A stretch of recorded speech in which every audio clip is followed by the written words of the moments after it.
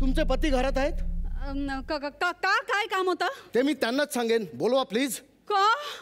कारण आमच्या कंपनीने तशा आम्हाला सूचनाच दिलेल्या आहेत. म्हणजे कोणी? मीच मला सूचना दिलेल्या आहेत, कारण कंपनी माझ्या एकट्याचीच आहे. आता आपण कोण? म्हणजे मी तुम्हाला दिसत नाहीये? नाही, तुम्ही मला दिसताय, पण नक्की कोण आहात ते अजिबात कळत नाहीये. यदुनाथ झावबा, पोलीस इन्स्पेक्टर यदुनाथ झावबा, ठाणे ग्रामीण. आपण मिसेस देवकुळे? हो हो. म्हणजे दिलीप देवकुळे तुमचे पती? हो. मिसेस देवकुळे, दिलीप देवकुळेंचा खून झालाय. काय? काल रात्री पुलाच्या दुसऱ्या टोकाला आम्हाला त्यांचं प्रेत सापडलं, मुंबऱ्याला. ऐक, हे बघ, आता हे कोण? ठाणे ग्रामीण, आपलं इन्स्पेक्टर यदुनाथ झावबा, ठाणे ग्रामीण. यांचं म्हणणं आहे दिलीप देवकुळेंचा खून झालाय. काय? तुम्ही कोण? मी दिलीपचा जुळा भाऊ दिनेश देवकुळे. आणि या? ही अंजू, म्हणजे दिलीपची बायको, आमची अंजू वहिनी. जावासाहेब, आता तुम्हाला कळलं असेल, हा आमचा सख्खा धाकटा भाऊ आहे किशोर देवकुळे. आणि हा आहे ना, हा तुझा मावस सासरा दीपक आणि ती मावस सासू ज्योती. ओ, असं कसं? मगाशी तर हे म्हणाले की ते दिलीप देवकुळेचे साडू आहेत, कृष्णकांत आणि नयना. काय हो? बरोबरच आहे त्यांचं, कारण हा एकटाच आहे दीपक कृष्णकांत. म्हणजे हा दिलीपचा सासरा सुद्धा आहे आणि साडू सुद्धा, आणि ह्या सासरी सुद्धा आहेत आणि साडी सुद्धा. रुत्तच जाऊ रे, रुत्तच जाऊ दिलीप. दिनेश,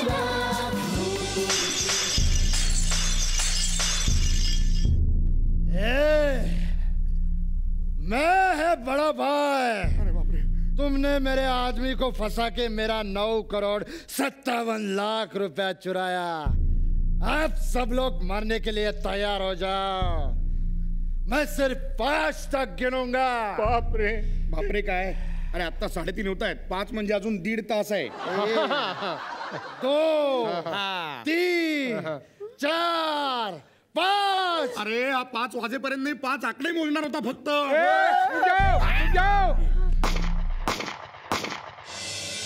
9,57,00,000 रुपये. बॅगा बदलल्या, पण नशीब नाही बदललं.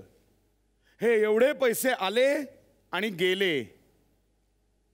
9,57,00,000 पुन्हा येतील.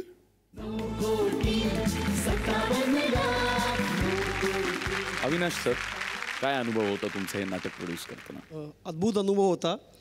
आणि बेसिकली मी ह्या लाईनमध्ये नसताना जेव्हा मला माझ्या मित्रांनी सांगितलं की आपण असं एक नाटक करूया, त्रिगुण पडद्यावर म्हणून त्यांनी सांगितलं मला की आपण असं एक नाटक आहे. आणि जेव्हा मला विजयदादा, संजयदादा आणि आनंद आणि सुलेखा ही टीम जेव्हा कळली, तर आय थिंक दिस 3 आर मराठीचे खान्स म्हटलं तरी चालेल. आणि आमचं टार्गेट आहे 1000 प्रयोग is what we are targeting. आणि मला शुअर आहे की आम्ही तेवढं अचीव करू. बघ टवळे, बघ कशी सून आणली आहे माझ्या लेका, तुझ्यासारखी नाही. काय बोललीस छेरडे? मला टवळी बोललीस? नाही, लय दिवस झाले ना तुला हाता घालून काढली नाहीये. हे नको मार.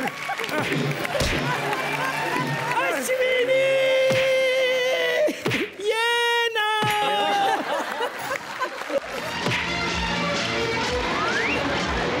अंधेरी रातों में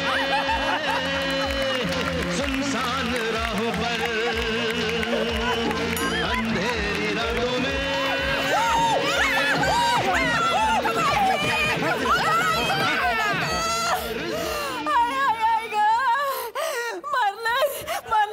थँक्यू सासूबाई.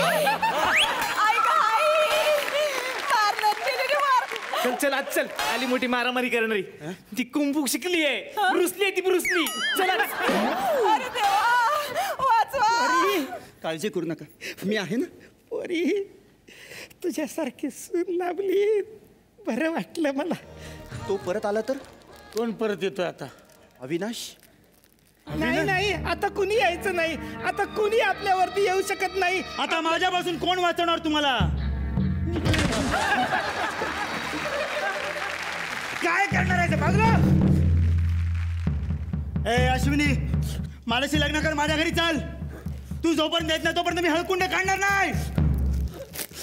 माझ्या अंगाची हळद तुझ्या अंगाला लागले. आता तू मिळालास तुझ्या चल तिकडे.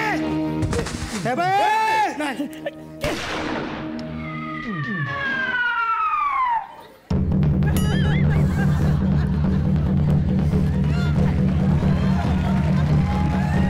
और इसके साथ गोली ऊपर गई है, लेकिन छोटी सुनबाई भाग रही है. उसने ये गोली झेलने की पूरी कोशिश और इसने गोली झेल ली है. वाह वाह पोरी, तू स्वतःच कुंकू वाचवलंस.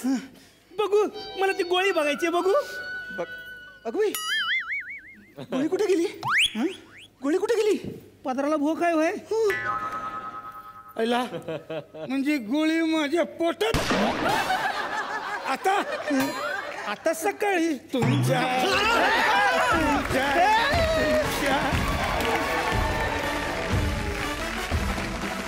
अश्विनी मॅम आता तुमच्याकडे येणार आहे. तुमची भूमिका मला जाणून घ्यायची. मग शालू पाठक एक उत्तम गृहिणी, खूप बडबडी, जरा जास्तच बडबडी कल्पनेपेक्षा. आणि मुलाचं संगोपन कसं करावं, त्यांनी मोठं होऊन काय व्हावं, त्यांनी काय करावं काय करू नये ह्याच्याबद्दल फार ठाम मतं आहेत तिची. शिस्तप्रिय आहे ती आणि नवऱ्यावर नितांत प्रेम आहे तिचं. युक्तिवाद ती करू शकते, खूप बुद्धिमान आहे ती. म्हणजे आपलं म्हणणं लोकांच्या गळी असं शिताफीनं उतरवते ती की अचंबा वाटावा. सो अशा वेगवेगळ्या इमोशन्समधनं जाणारी, आयुष्य भरभरून जगू पाहणारी अशी एक सुंदर गृहिणी आहे ती. वा, तुम्ही म्हणालात खूप बडबडी आहे. मग तुम्ही कशा आहात वैयक्तिक आयुष्यात? मी पण बोलकी आहे, पण ही जरा आगळ पगळ पण बोलू शकते. मी तसं नाही बोलत. मग फॅमिली सगळी अमेरिकेतच? आता हो, मुलं, कारण त्यांची शाळा चालू आहे, सुट्टी असली की ते येतात इथे. मग ते मराठी बोलतात? हो, छान मराठी बोलतात. काय काय मजेदार पद्धतीने शब्द वापरतात. पण परवा माझ्या मुलीने सांगितलं, तू उतरंडीवरती गाडी लावली आहेस. म्हणजे म्हटलं तू एकदम पास झाली. आता एवढे सगळे शब्द, उतरंडीवर हा शब्द कोण वापरतं आपल्याकडे? कोणी नाही. सो पण अमेरिकेत कसं असतं, आपला एक बेसिक प्रश्न खेड्यातल्या माणसांचा असतं, अमेरिकेत कसं असतं की तिकडे जर मुलं जन्माला आली त्यांना इंग्लिश मिडियमला घालायला लागतं की बेसिकमध्येच त्यांना इंग्लिश येतच असतं जन्मापासून? कसं असतं? ऑफकोर्स इंग्लिश इज म्हणजे that's the medium you learn. आणि स्पॅनिश शिकतात माझी मुलं. वा. निदान आजी आजोबांशी तरी ते मराठीमध्ये संवाद साधू शकले पाहिजेत. खरं. सो त्यांना मराठी मग वेगळी मेहनत मला करावी लागली. त्यांना क्लासला न्या, आणा, त्यांच्याबरोबर बोला. आजी येते तेव्हा ती शिकवायची. असं करून ते मराठी बोलतात. वा. आता येणार आहे अभिजित, तुझ्याकडे तुझी भूमिका यातली जाणून घ्यायची मला. समीर करंदीकर असं माझ्या या कॅरेक्टरचं नाव आहे. आणि हा सायकोलॉजिस्ट आहे पेशानं. नवं लग्न झालेलं आहे, त्यामुळे बायकोबरोबर, वडिलांबरोबर असं छान फॅमिलीबरोबर राहणारा हा माणूस आहे.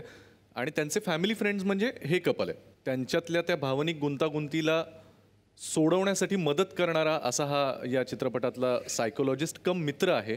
वा. मृण्मयी, आता तुझ्याकडे यायचंय मला. आत्ताच्या जनरेशनचा प्रॉब्लेम आहे की मूल हे पहिल्यांदा नको नकोसं वाटतं तुम्हाला, जेव्हा तुम्ही करिअरमध्ये पीकला जात असता आणि अचानक जर का ही न्यूज आली की बाबा रे आपण प्रेग्नंट होत, त्याच्यानंतर काय होतं तर ती अपर्णा तशीच आहे. अपर्णा आणि समीर दोघंजणं यांच्याकडे जातात आणि तिकडे गेल्यानंतर अपर्णाच्या आयुष्यामध्ये त्यांच्या मुलामुळे जो काही फरक पडतो की मूल असणं ही इतकी मोठी गोष्ट असू शकते की एखाद्याचं आयुष्य त्या मुलाभोवती इतकं बदलून जाऊ शकतं किंवा इतकी वेगळी ती गोष्ट असू शकते. आणि ते बघितल्यानंतर मूल असायला हवं किंवा हे जे नकोसं फिलिंग असतं ते किती वेगळ्या पद्धतीने बदलतं. तर ती सगळी अपर्णाच्या बाबतीमध्ये गोष्ट घडते. वा.